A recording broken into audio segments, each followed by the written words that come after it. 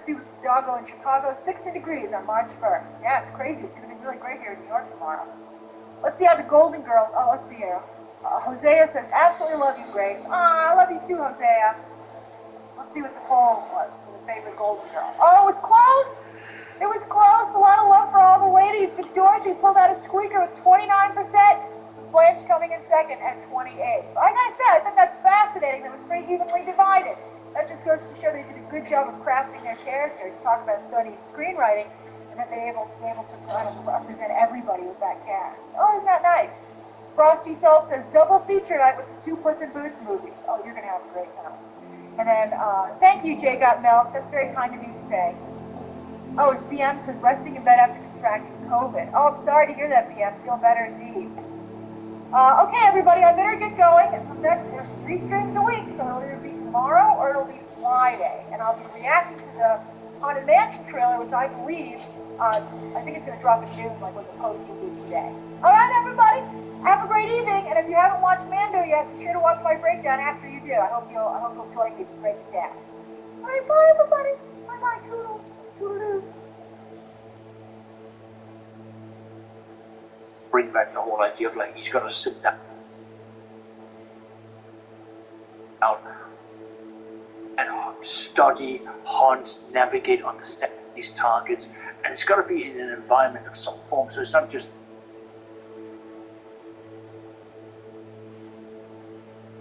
it's a case of like I'm gonna start, preparing to attack cloud giants. Well, okay, you actually need to go and track cloud giants.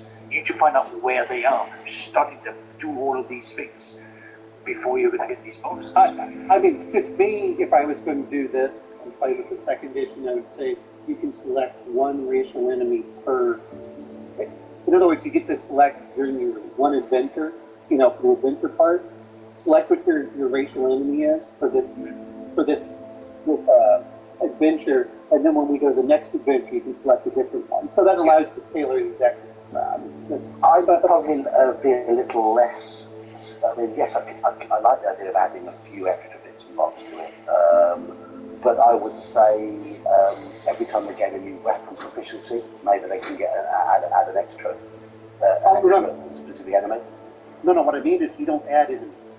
Right. That adventure, you only select one enemy. So if you, like your first level, okay, we'll be fighting orcs. Okay, that's your enemy for that turn. You know you're. Oh, right. Yeah. Okay. That's what I could see that as like adding a weapon proficiency. Though. I mean, I wouldn't be averse to doing that, but not allow them to change them as they go up levels or whatever. But just okay, you've progressed through to 4th level. You've learned new weapons. You've learned new skills. Of the enemies you have fought up until this point, which one do you now want to study?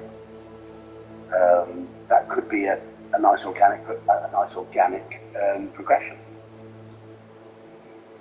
Okay, moving on. Like druids having encountered something to shapeshift into it nowadays. Yeah. I don't mind that. Don't mind that at all.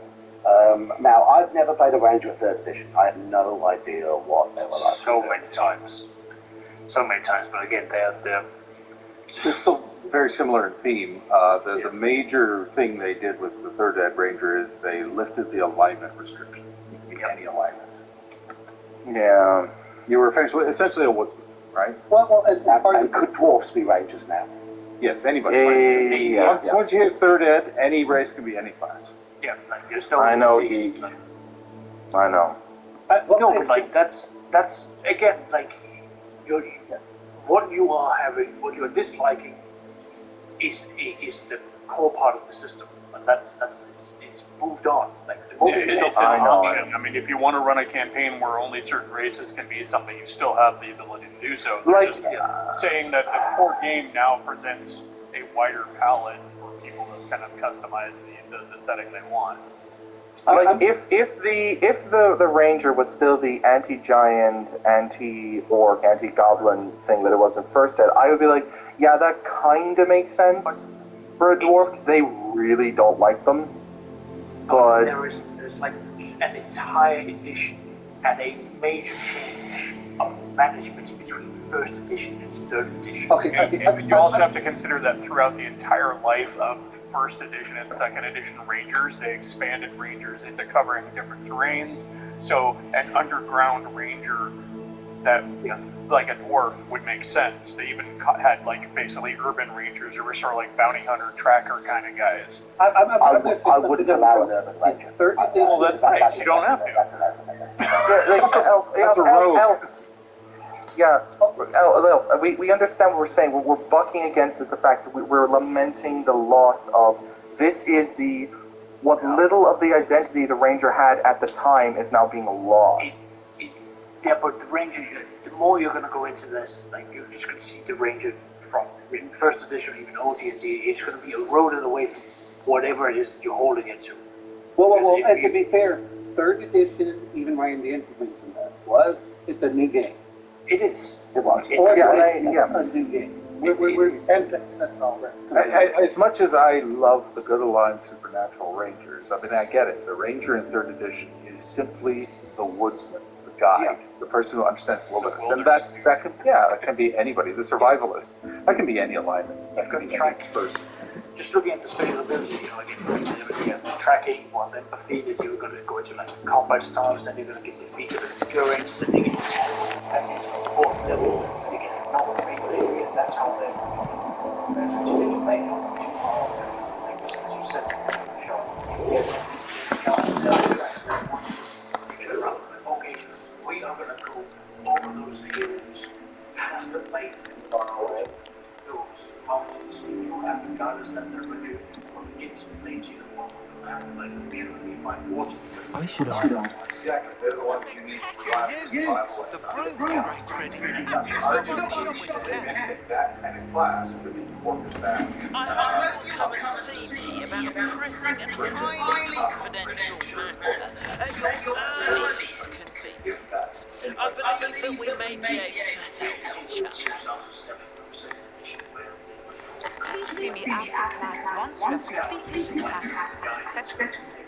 I would like to teach you Sindel, useful for putting objects to the ground. I'm just remembering this, which is, remember, the point was that we did not have the accent we're there to balance it out. We people go work. Some of what we do here, it's an existential fight to talk about. It's something that doesn't really exist. No, that's the fantasy as a genre is all past that. So if you're trying to attract players in a modern age, you have to write rule sets, create units and fields. Modern sensibilities, not the sensibilities that I would argue I roll like what? No. I thought that because of these I think that a lot of players nowadays have a love of things that are eternal. You can't just say we're going to bother now. That's kind of condescending, dude. So if you're creating products, you're running games, and you're trying to appeal to are you going to audience that no longer exists? Then we're going to create a product for an audience that is there. When numbers exist, it's just like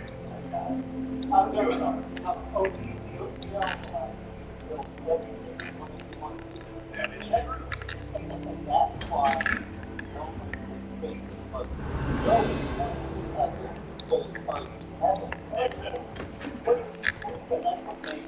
that's what anyway, that's security as far as like, we're just talking about that's why it's lost a lot of things. Uniqueness and everything else really matters. Come on, Shit, after 40, almost 50 years, how unique is it? It's really not. Well, no, I mean, if you look at it, Revelli.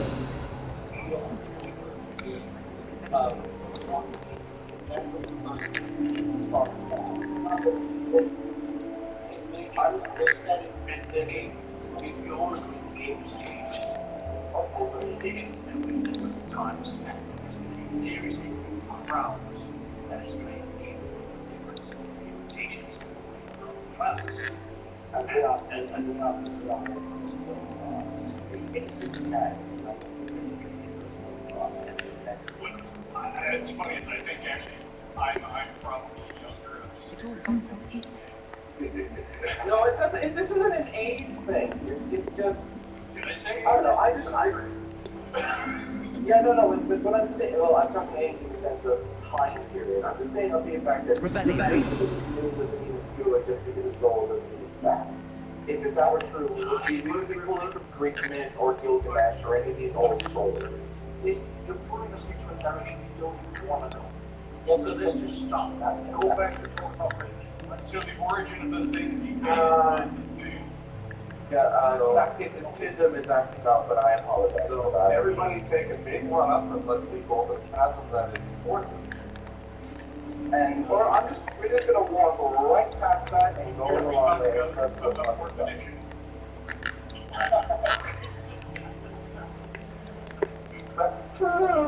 Okay, what were we talking about? Any fourth edition that we're not missing.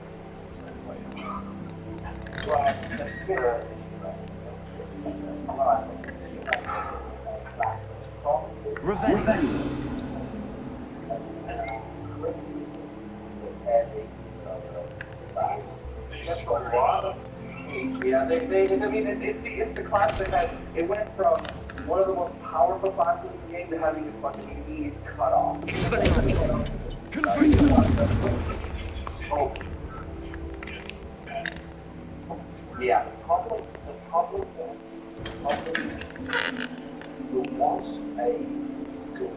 there are a good ranking on there, but it's very populated. And not a lot of things are brilliant at the moment because play into strengths.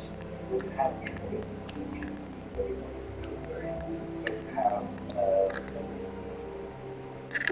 no those getting lost, anybody can have maybe a sort of survival skill background.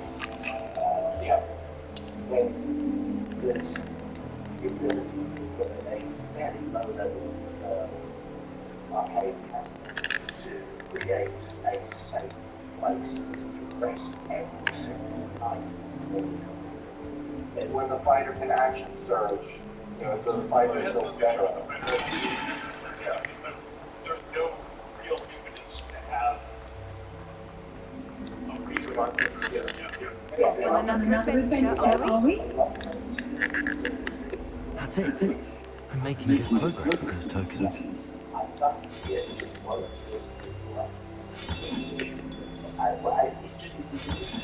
Another house token for the house chest. Old folks in Old Town, in the corner where they got the putting in.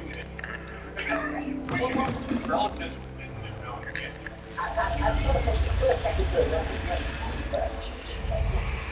So many places just eradicate that side.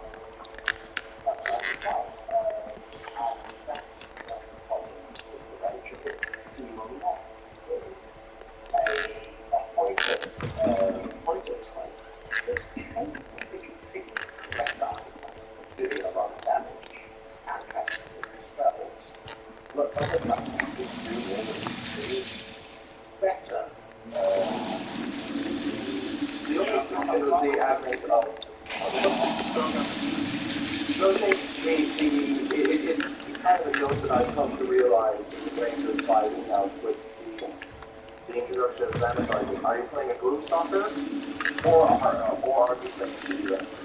Because the Gloom Stalker is so unbelievably. I actually saw a video explaining this where they came up with this hypothesis that in order for wizards to base class, in order to fix it, if the base class is shit, that makes the subclasses really, really strong. So it kind of invalidates the other subclass options. Yeah, but that was just a UA, they never put it in the Did they put it into that as well? Yes, it